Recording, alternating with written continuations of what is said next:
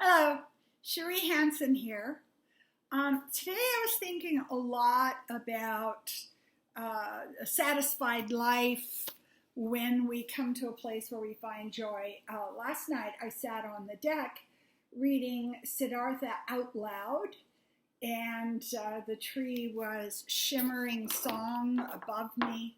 The breeze was changing direction from one way and then another. And it was so quiet in my backyard. There was no interruption of dogs barking or children crying, as I can often hear. I was like, oh, you poor thing, what's going on? And so I was just sitting there, and as I'm reading Siddhartha out loud, I remembered when I read Coleridge's The Rime of the Ancient Mariner out loud to myself when I was in high school. And I looked up at the tree and I could see every single leaf. My mind was so focused on receiving the imagery, the vitality of every piece of the picture of nature in my backyard. And there was such a flood of joy. And then I started thinking today about the aspect of joy, or as Siddhartha says, that place of total contentment and peace. And I was thinking about how the mind is kind of like a passive-aggressive mate.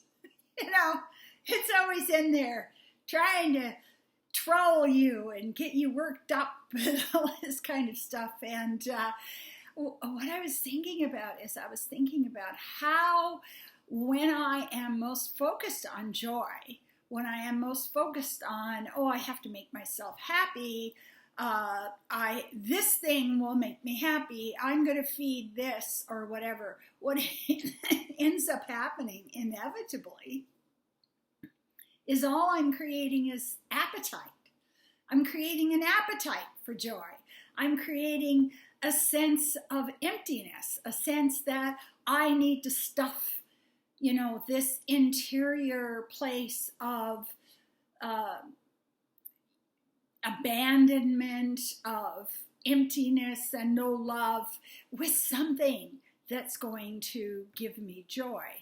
And in that sense, joy becomes an anesthetic for things that are wrong in our lives.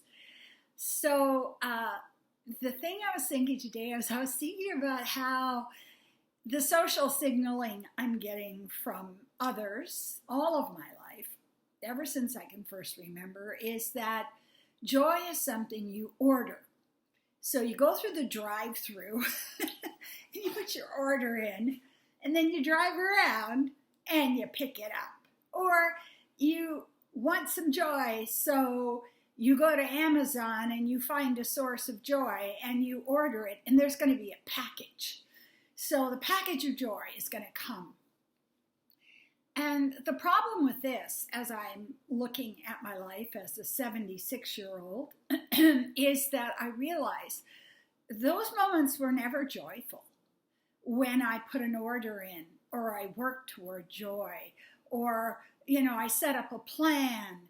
The times that are amazingly joyful, see that? See what the light just did? The times that are amazingly joyful are the moments that come to you, like my neighbor's cat who lurks around the yard, and she will just head to me and start rubbing on my leg. I didn't wish her to come to me so I could feel her silky fur and hear her purr. There's a couplet. I just sat still. And last night, as I was sitting under my tree on my deck, alone in nature, reading out loud, the thing I found was there was a kind of simple ecstasy, and that's what I call it. The ecstasy of the mundane. There was nothing extraordinary happening, and that's what was so glorious.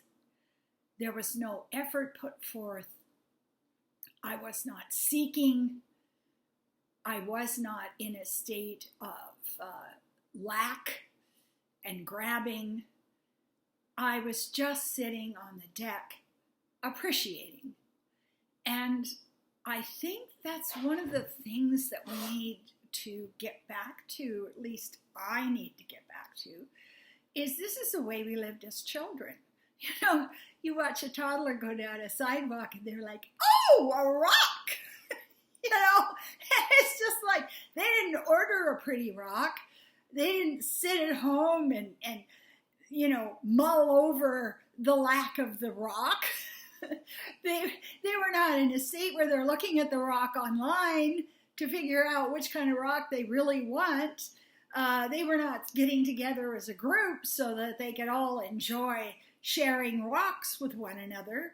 It's just an open beginner's mind moving down the sidewalk and stopping to see what's already there. And that's joy. I wanted to share. Thank you.